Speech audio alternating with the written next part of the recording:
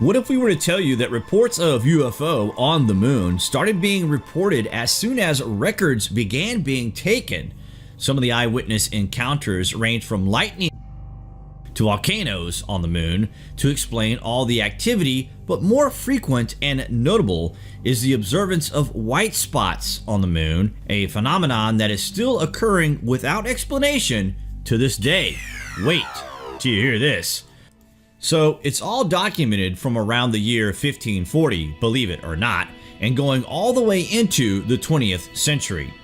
NASA actually have all this in their archive, and we find it pretty compelling to say the least. You could argue that they did not know what was on the moon during these observations, so their imagination was left loose on all sorts of scenarios. But at the same time, you could classify this as eyewitness reports from non-influence conceptions, and what was reported at the time could in fact be activity on the lunar surface. In 1725, it was documented that a beam of light was observed crossing the crater of Pluto and fading into an obscure part of the crater. Could this be a description of a lunar base? And if so, has it been investigated? It is incredible that these reports actually exist over a 400-year period of time before we even had flight. It proves an overwhelming interest was being asserted on Earth in regards to the moon because of all the activity that was there to be observed through telescopes. Other reports, and there are hundreds by the way, are of white or silver spots emerging from the dark side of the moon before moving through the lunar atmosphere, leading to speculation that an active volcano on the dark side was actually spewing out debris across the moon. Isn't that astonishing, guys? We know, well, we think we know the moon is inactive in this regard, so what were these people seeing? We can at least speculate that a civilization was on the moon or in the moon's hollow core, and they were there active in some regard. All these reports simply cannot all be coincidental. They are similar and span hundreds of years apart. It's crazy. In the year 1790, William Herschel reported something extremely interesting, and he can be regarded as a very reliable person and was held in the highest esteem for his period, and he reports the following. During a total eclipse of the moon, I saw at least 150 small bright red luminescent spots.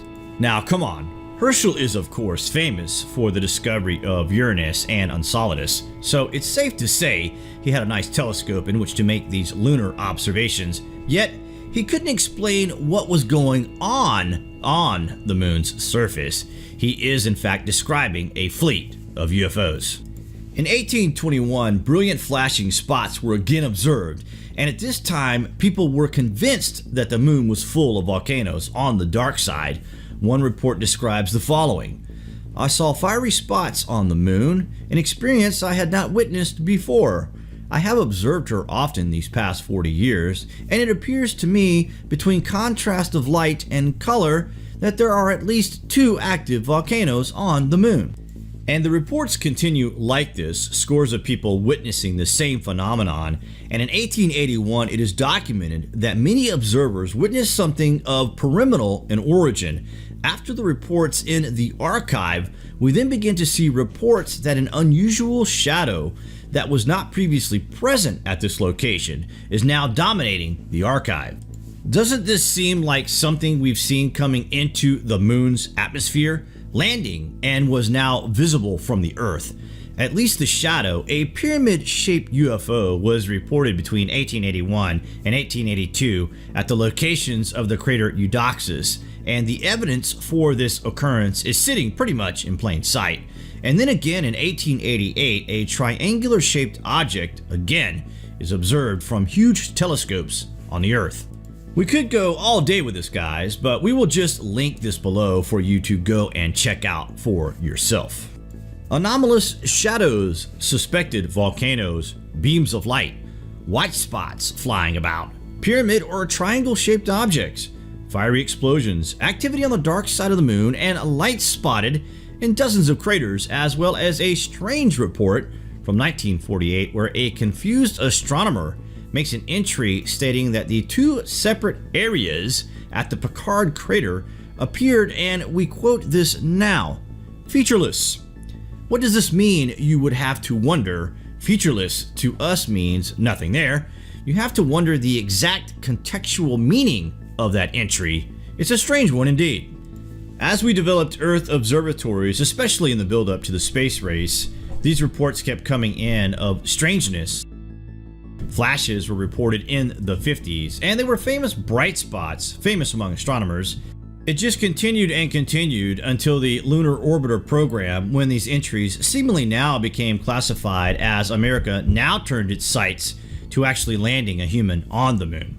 No doubt these reports from the 1500s and spanning over 400 years, where objects are seen constantly, are of something that is on the moon. Maybe that is what the moon landings were all about in the first place, to see what the hell was up there. Why have they not been back, and why all of a sudden, when other nations announce plans of lunar exploration, are the United States suddenly declaring that they are going back as well? Something is up there, all right. If there was a worker civilization on the moon as we develop technology on Earth, then perhaps the advancements we made technologically were the direct results of the material that was recovered. In the past 50 years alone, we've made quantum leaps compared to the past 1,000 years. It's crazy, but it's true.